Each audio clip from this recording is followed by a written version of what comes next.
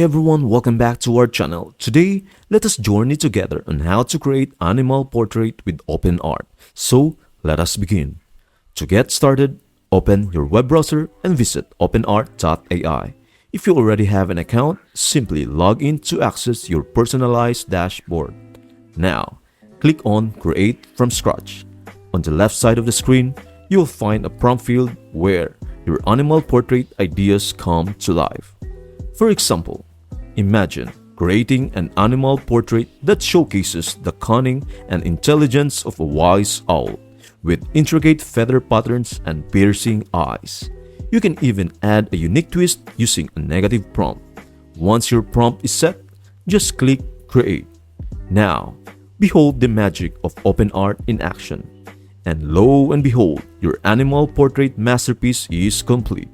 Click on the image to explore its intricate details. It's as simple as that. Your imagination comes to life with just a prompt.